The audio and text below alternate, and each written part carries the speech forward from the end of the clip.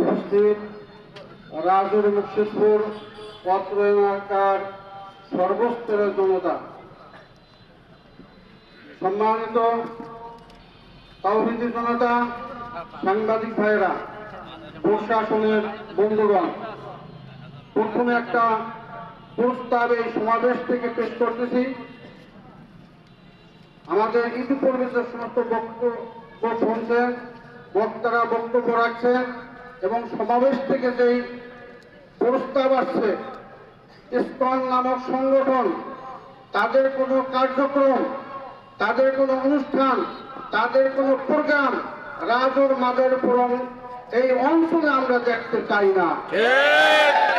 সম্মানিত ওসি মহোদয়, রাজুর থানা, তার কাছে আইনের ভাইরা যারা আছেন, এই সমাবেশের এই প্রস্তাবটা বিনয়ের সাথে তার কাছে পৌঁছে দেবেন এবং ওসি মহোদয়কে বলবো এই সমাবেশের যে প্রস্তাব যাচ্ছে আপনার কাছে, আপনি বিনয়ের সাথে খুব আন্তরিকতার সাথে আমাদের এই প্রস্তাবটাকে আপনি স্মরণে রাখবেন ইনশাআল্লাহ। অন্যথায় যদি কোনো অনাকাঙ্ক্ষিত ঘটনা এখানে ঘটে, এজন্য রাজুর প্রশাসন দায়ী থাকবে, আপনার জনতার কোনো দায় বহন করবে না।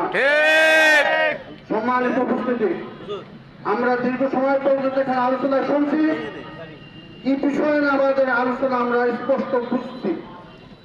ইসকন নামক একটা সংগঠন, একটা জঙ্গি সংগঠন, এই সংগঠনের প্রধানকে রাষ্ট্রদ্রোহী মামলায় তাকে গ্রেফতার করলো। তাকে চট্টগ্রাম আদালতে হাজির করার পর একজন সরকারি কৌশলী, সরকারি আইনজীবীকে তারা হত্যা করতে, সরকারি আইনজীবীকে হত্যা করলো, তার অর্থ সরকারের গায়ে হাত দিচ্ছে তারা। কত বড় আস্পর্ধা! একজন সরকারি আইনজীবীকে নৃশংসভাবে জবাই করে হত্যা করেছে। কোথায় সে আস্পর্ধা পেল? তার আস্পর্ধার নারীকে আমরা ছেড়ে দিতে চাই। পশ্চিমকালে এই বাংলার জনতা, স্বাধীন সার্বভৌম বাংলাদেশের বীর জনতা এই আস্পর্ধা মেনে নিতে পারে না। এই সমাবেশ থেকে বীর জনতা জোর দাবি জানায়, ইসকন নামক সংগঠন, তার অনুসারীরা যারা এই দুষ্কর্ম করেছে, এই দুঃসাহস দেখেছে, অনতি বিলম্বে আইনের আশ্রয় এনে সর্বোচ্চ বিচারের কাজ করে তাদেরকে দাঁড় করাতে হবে। আমাদের সাথে, বাংলার আপামর জনতার সাথে, হিন্দু ধর্মাবলম্বী তাদের সাথে কোনো বিরোধ আমাদের নেই। আর হিন্দু সনাতনী ভাইদের সাথে এই ইসকন নামক জঙ্গি সংগঠনের কোনো সম্পর্ক নেই। কাজেই তাদেরকে বলবো, সনাতনী ভাইদেরকে আমরা অনুরোধ জানাবো, আপনাদের সাথে আমরা এখানে স্বাধীন বাংলাদেশে আমরা ভাই ভাই হয়ে মিলেমিশে বসবাস করতে চাই। তিনবার স্বাধীন এই বাংলাদেশ, 24-এর সর্বশেষ স্বাধীন বাংলাদেশ, শান্ত বাংলাদেশকে অশান্ত করার জন্য যারা চক্রান্ত করতেছে, তাদের বিষ দাঁত আমাদেরকে ভেঙে দিতে হবে। আর একটা বিষয়, ওই পশ্চিমা বাবুদেরকে আমরা বলতে চাই, নরেন্দ্র মোদীজি আজকে পশ্চিমে বসে বাংলাদেশ নিয়ে সংখ্যালঘুদের উপর নির্যাতনের এই স্বপ্ন দেখেন। আপনি সাদা চশমা লেগে একটু বাংলার দিকে তাকান।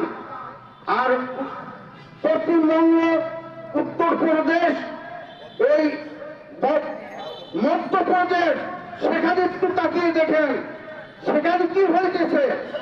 আমার মুসলমান ভাইদেরকে কিভাবে নৃশংসভাবে হত্যা করা হচ্ছে, পাখির মতো গুলি করে তাদের হত্যা করা হয়, তাদের ঘর বাড়ি জ্বালিয়ে দেওয়া হয়।